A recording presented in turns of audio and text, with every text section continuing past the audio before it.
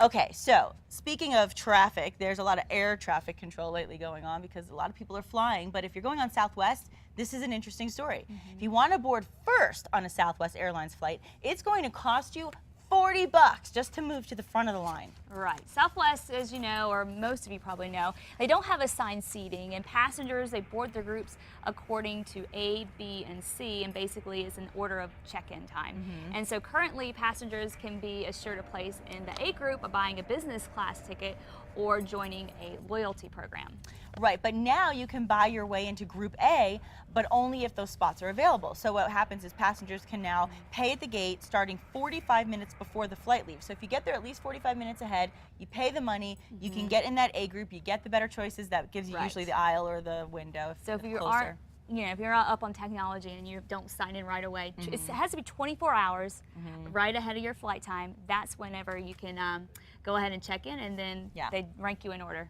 If you forget, then maybe just I think pull out that's the kind of $40. unfair, because if you don't have the extra money, you've already paid enough money for a plane ticket in the first place. It should just be, I like it when it was first come, first serve. I feel like now they're giving you this chance to have better seats for more money, but not everybody has that extra money. But wait, they're still going to do first come, first serve though, right? Well, They'll just do that in addition. But so, all the people that buy the good seats first will take them up probably. We'll see. We'll see what happens. Anyway.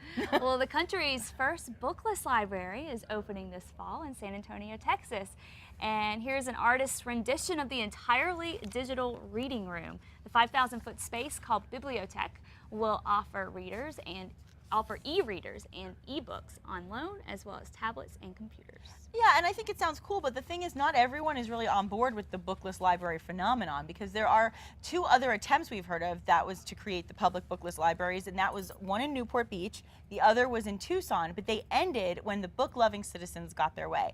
And you and I have talked about this before. I do like holding a real book, I really do, but I think it's interesting that when people protest against the e-books and all the technology, that they end up getting their way in the end. Yeah, we'll see what happens. I mean, times are changing, but I miss the old books. I hate to see them go. It's like Carrie Bradshaw said in Sex and the City too, when she was in bed with Big, and she said, "Oh, I love the smell of a library book." So do I.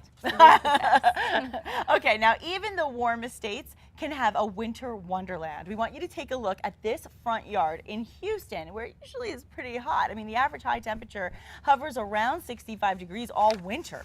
Right, and so it's pretty mild, but snow parties are the new trend in cities from LA to Tampa thanks to snow on demand providers. The snow is created from bottled water quality ice, so it's non-toxic, although it is kind of pricey.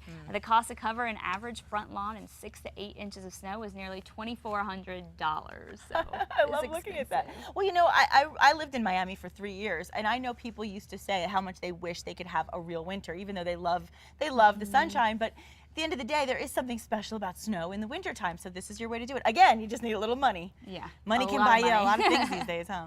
Well, researchers at the American Journal of Sports Medicine say snowboarders are linked to an increase in injuries at ski slopes. So apparently, injuries rose by 13% after snowboarders were allowed on the slopes at the Taos Ski Valley. Remember when a few years ago when they were banned and it was just skiers? So they did this study, and basically this is what they found out. Yeah, the rise was due to mostly an increase in upper body injuries, hence the girl Kristen Van Dyke sitting next to me with a cast on her elbow last year, such as wrist sprains and fractures. These are the things we're seeing more compared to the lower body injuries that are most typical among skiers. Now, the team could not determine what was behind the increase, but they do say that snowboarding attracts younger people who tend to take more risks. Is this true, Ms. Van Dyke? I don't know. I think that, I will say this, learning to snowboard versus learning to ski, snowboarding way harder on you, I think. I think you take a lot more falls and tumbles, and so maybe it's more the beginners. But then there are a lot of young people who are risk takers. Did you take more risks on a snowboard than you did on a ski?